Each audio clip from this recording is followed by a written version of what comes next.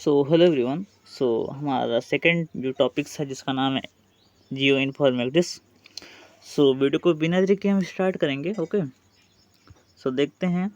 इससे पहले हमने टॉपिक 1 को क्लियर कर लिया था एंड ये हमारा सेकंड टॉपिक्स है जियो इन्फॉर्मेटिक्स का। Okay, geo informatics for nano technology for precision farmings. Okay, ये हमारा सब्जेक्ट है। देखते हैं जियो इन्फॉर्मेटिक्स जो हमारा है वो हमारा 2 वर्ड्स है। ओके, एक हमारा हो जाता है जियो। जियो का मतलब क्या होता है? भूमि। भूमि का मतलब क्या होता है? पृथ्वी। ओके, दूसरा हमारा होता है इन्फॉर्मेटिक्स। इन्फॉर्मेटिक्स का मतलब होता है सूचना। उसके बाद सूचने का मतलब होता है मान लीजिए प्रसंस्करण या फिर सूचने का अध्ययन करना। ओके, यानी कि देखा जाए तो पृथ्वी की सूचनाओं या फिर उसके प्रसंस्करण का अध्ययन करना ही हमारा जियो इन्फॉर्मेटिक्स हमारा कहलाता है। ओके, अगला देखते हैं डिफिनेशन। तो डिफिनेशन में देखा जाए तो हमारा geo informatics is a science of the gatherings, processing and dissemination of information which is specially defined within the earth system.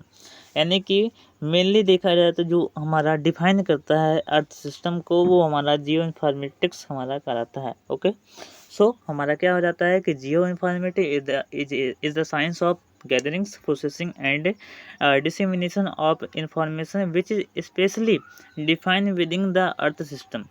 यानी कि जो हमारा सबसे जो सटीक जो हमारा है अर्थ के सिस्टम को ही हम जो स्टडी करता है उसको हम जो इन्फॉर्मेटिक्स हमारा कहलाता है।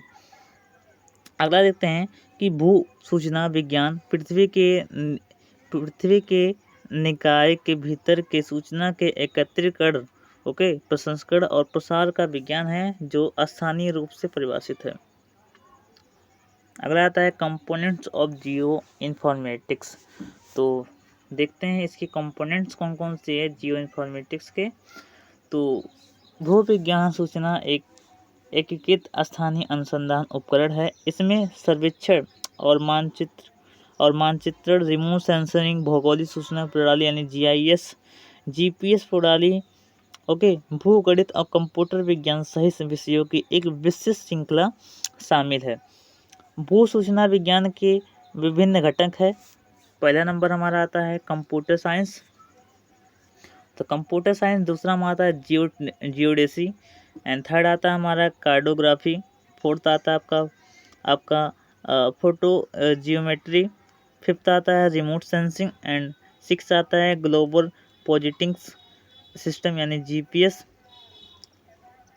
एंड नेक्स्ट हमारा आता है 7 नंबर पर जियोग्राफिक इंफॉर्मेशन सिस्टम यानी GIS हमारा आता है। सबसे पहले हम देखेंगे कंप्यूटर साइंस क्या है।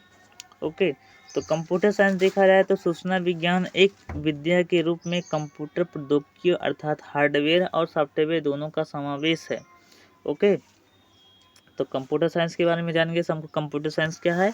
कंप्यूटर साइंस जो हमारा है वो सूचना विज्ञान यानी कि सूचना विज्ञान एक विद्या के रूप में कंप्यूटर प्रौद्योगिकी अर्थात हार्डवेयर और सॉफ्टवेयर दोनों का समावेश यानी कि दोनों का अध्ययन करना कंप्यूटर साइंस कहलाता है। अगला देखते हैं कंप्यूटर विज्ञान के अनुप्रयोग व उपयोग तथा भू सूचना विज्ञान एक दूसरे के पूरक है। भू विज्ञान डेटा अधिग्रहण, प्रसंस्करण, उत्पाद निर्माण, डाटा की कल्पना, प्रसार आदि के बारे में अध्ययन करते समय भू विज्ञान के लिए कंप्यूटर विज्ञान के अनुप्रयोगों के विभिन्न पहलू आते हैं। अगला आता है हमारा जियोडेसी यानी भूगणित। तो भूगणित को भूभौतिकी के रूप में भी जाना जाता है जो पृथ्वी के माप और निरूपण से संबंधित है।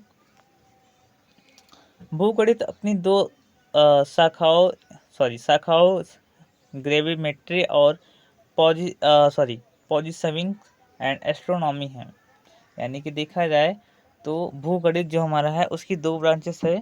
पहला हमारा जो ब्रांचेस जिसका नाम है ग्रेविमेट्री एंड दूसरे का नाम है पोजिशनिंग और तीसरे का नाम है हमारा एस्ट्रोनॉमी है।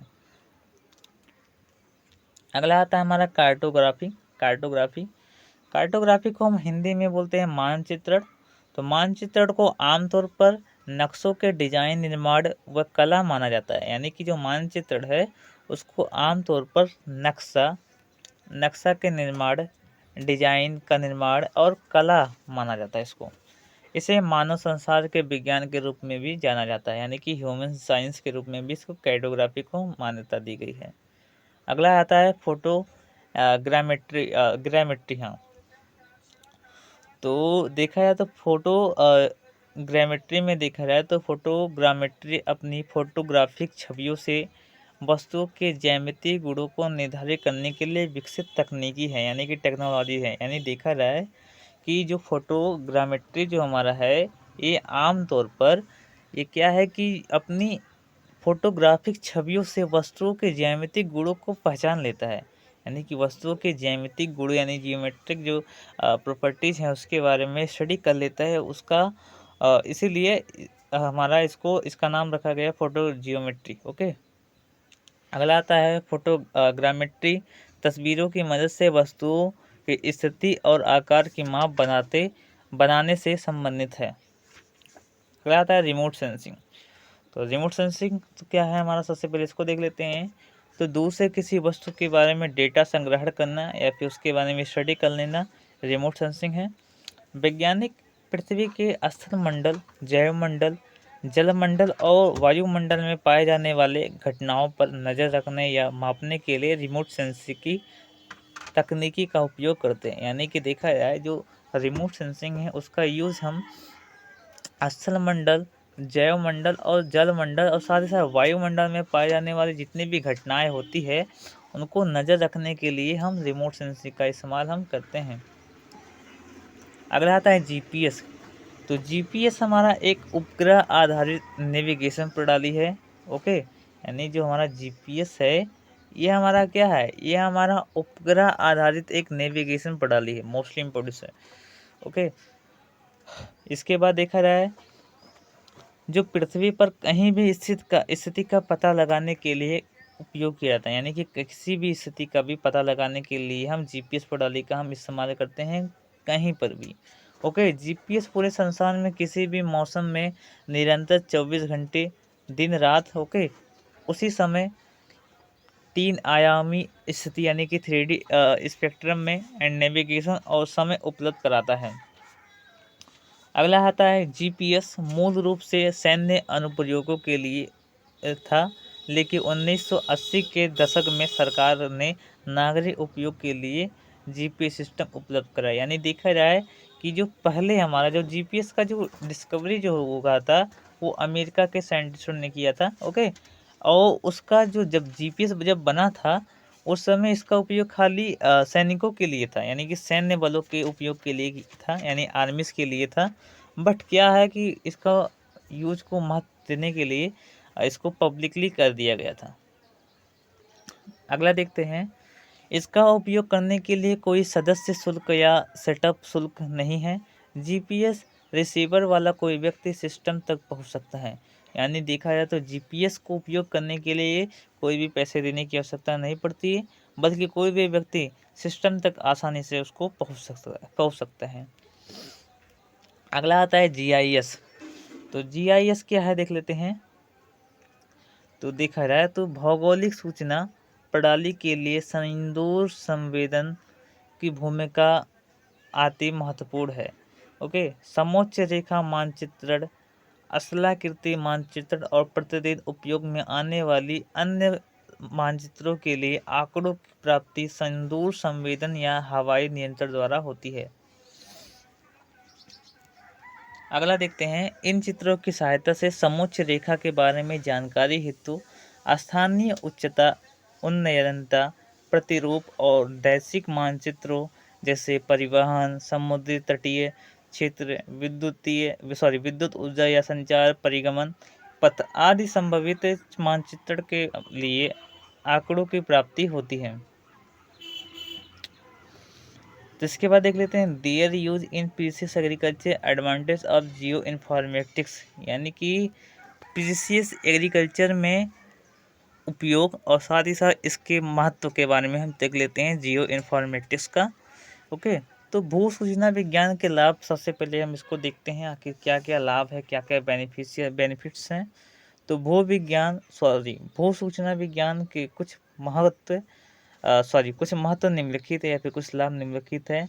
समय और लागत प्रणाली तरीके से भू स्थानीय डेटा प्राप्त कर सकते हैं। ओके, ये हमारा लाभ हो जाता है, यानी कि समय और लागत प्रणाली तरीके से हम क्या करते हैं, भू स्थानीय जो डेटा होते हैं, जो अर्थ के जो डेटा होते हैं उसको हम प्राप्त कर सकते हैं, और साथ ही साथ यह किसी क्षेत्र को बिना खराब और नष्ट किए उसका डाटा एकत्र करने में मदद करते हैं। ओके, अगला आता है कि विद्युत चुंबकीय स्पेक्ट्रम के विभिन्न भागों में एक क्षेत्र का अवलोकन दृश्य और बहुतिथि जानकारी प्रदान कर सकते हैं। अगला आता है, यह बहुमापदंड विश्लेषणों के आधार पर घटनाओं परिणामों की भविष्यवाणी करने में सहायता करता है। इसके बाद यह नियोजन कार्य नीतियों में सहायता करता है, विशेष रूप से निर्णय और नीति निर्माताओं को एक उचित निर्णय समाधान पर पहुंचने में मदद करता है। नेक्स्ट टॉपिक देखेंगे जिसका नाम है crop discrimination and monitorings and soil mapping के बारे में डिस्कस करेंगे। ओके।